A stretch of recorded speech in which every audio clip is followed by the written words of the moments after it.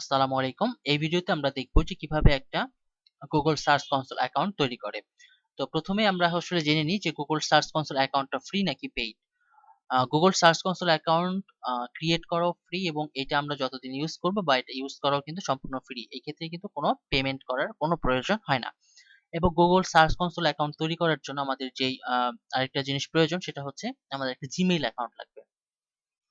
যেহেতু Google search console অ্যাকাউন্টটা বা গুগল সার্চ কনসোল হচ্ছে গুগলের একটা সার্ভিস, সেই জন্য আমাদেরকে অবশ্যই গুগল মেইল বা জিমেইল ইউজ করতে হবে। ওকে, তো চলুন আমরা আসলে আমাদের ব্রাউজারে ফিরে যাই এবং আসলে কিভাবে অ্যাকাউন্টটা তৈরি করতে হয় সেটা আমরা দেখে নিই। হ্যাঁ, ওকে, আমি এখানে ব্রাউজারে আছি এবং ব্রাউজারে আমাকে লিখতে হবে গুগল সার্চ কনসোল, তাহলে আমাকে এরকম একটা ইন্টারফেস আমাকে দিবে। ঠিক আছে, আমরা যদি এমনিতেই search.google.com লিখি তাহলে কিন্তু এরকম পেজটা পাবো না। ঠিক আছে, আমাকে এখানে লিখতেই হবে গুগল সার্চ কনসোল, তাহলে এরকম একটা ইন্টারফেস পাবো এবং ফার্স্টে যে লিঙ্কটা আছে, এই যে দেখুন গুগল সার্চ কনসোল, এখানে আমরা ক্লিক করব। ওকে, আচ্ছা, এখানে ক্লিক করার পরে আমাকে নতুন আরেকটা ইন্টারফেসে নিয়ে যাচ্ছে এবং বলছে স্টার্ট নাও। আমরা স্টার্ট নাও এ ক্লিক করলাম। ওকে, আচ্ছা, স্টার্ট নাও এ ক্লিক করার পরে আমাকে কিন্তু একটা নতুন আরেকটা ইন্টারফেস দিচ্ছে। হ্যাঁ, এই ইন্টারফেসটা কি, একটা হচ্ছে ডোমেইন পার্ট এবং হচ্ছে একটা ইউআরএল প্রিফিক্স। ঠিক আছে, তো এইগুলা কিভাবে কাজ করে সেগুলো আমরা পরের যে ভিডিওটা আসবে সেই ভিডিওতে এটা নিয়ে আলোচনা করব। ওকে, আচ্ছা, এখন আমি যেটা করব সেটা হচ্ছে আমি এখানে আমার একটা ডোমেইন অ্যাড করে দিচ্ছি। ঠিক আছে, আমরা ইউআরএল প্রিফিক্সটাকে ইউজ করছি।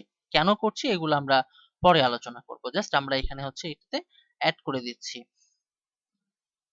ওকে, বা এইটা বা এটা যে কোনো একটা করলে আমি এখানেই করে দিচ্ছি। হ্যাঁ, এই যে এইটাতে করছি ডোমেইন নিউ। ঠিক আছে, এই পার্টে আমি এটাকে সেট করে দিচ্ছি। ওকে, আমি একটা ডোমেইন অ্যাড করছি। এখানে কিন্তু হচ্ছে আমাকে বলে দিয়েছিল, আমি একটু আবার দেখাচ্ছি আপনাদেরকে।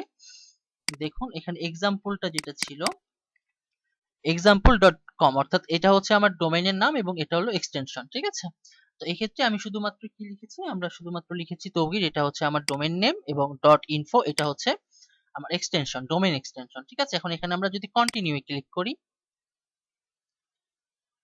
একটু সময় নিবে। এই যে কন্টিনিউ এ ক্লিক করলে এরকম একটা হচ্ছে লিংক দিবে। ঠিক আছে, তো আমরা যদি এখানে দেখেন ভেরিফাই লেটার। ঠিক আছে, আমরা যেহেতু এইটা নিয়ে এখন আর আগাচ্ছি না, এই জন্য আমরা এখানে ভেরিফাই লেটার দিয়ে দিলাম। ওকে, আচ্ছা, আমরা যদি ভেরিফাই লেটার দিই তাহলে আমার এখানে কি কোনো চেঞ্জ আসছে? কোনো কিন্তু চেঞ্জ আসেনি, তাই না? তো এই জন্য আমরা যেটা করতে পারি সেটা হচ্ছে এইখানের যে প্যাটার্নটা আমি যদি দেখাই, এখানে ইয়া করলে আমাদেরকে কোড দিবে এবং এই কোডটা কিন্তু আমার ডোমেইনে যে সেট করতে হবে। ঠিক আছে, বা আমরা যদি ভেরিফাই আপাতত ক্লিক করে রাখি তারপরে কিন্তু কোনো কাজ হবে না, এখানে দেখাবে একটা ইরর দেখাবে। ঠিক আছে, এই যে একটা ইরর দেখাচ্ছে, ফেইল দেখাচ্ছে। ঠিক আছে, তো আমরা যদি এইটাকে ভেরিফাই লেটার করি, আমরা চাচ্ছি যে এই স্ক্রিনটার পরে বা এই ইন্টারফেসটার পরে আরেকটা ইন্টারফেস আসুক। ওকে, তো এটার জন্য আমরা যেটা করতে পারি সেটা হচ্ছে এই যে এইচটিটিপিএস আছে না, এইচটিটিপিএস, বা আমি হচ্ছে আমার একটা ওয়েবসাইট সার্চ দিই। ওকে, আচ্ছা, আমি ওয়েবসাইটে সার্চ দিলাম এবং এইখানে যে লিংকটা আসলো, ঠিক আছে, লাইভ যে লিংকটা আছে এই লিংকটাকে কপি করলাম।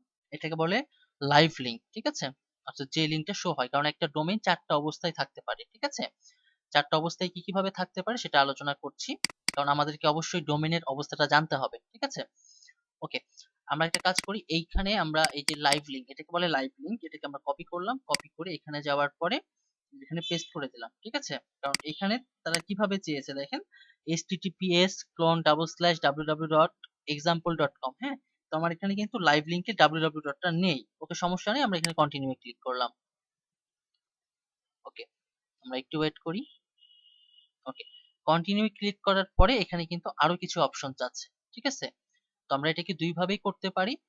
তো এখানে হচ্ছে কিছু কোড আসছে, ঠিক আছে, বা কিছু ফাইল এখানে ডাউনলোড করতে হবে। এইভাবে করে আমরা কি করতে পারি, এই সার্চ কনসোলটাকে তৈরি করতে পারি, কারণ সার্চ কনসোলে আমার কোনো ওয়েবসাইট এখন অ্যাড করা নেই। আর যেহেতু আমার কোনো ওয়েবসাইট অ্যাড করা নেই, সেহেতু কিন্তু আমি পরবর্তী ইন্টারফেসে যাইতে পারছি না। ঠিক আছে, আমরা যদি এটাকে ডান করি তাহলে কিন্তু কোনো মানে চেঞ্জ আসবে না, ইন্টারফেসের কোনো চেঞ্জ আসবে না। ঠিক আছে, তো আমরা হচ্ছে নেক্সট ভিডিওতে দেখবো যে কিভাবে এই যে ডোমেইন, এইটাতে কিভাবে একটা ডোমেইন অ্যাড করে কাজ করতে হয়। ঠিক আছে, তো সেই পর্যন্ত সবাই ভালো থাকবেন। আল্লাহ হাফেজ।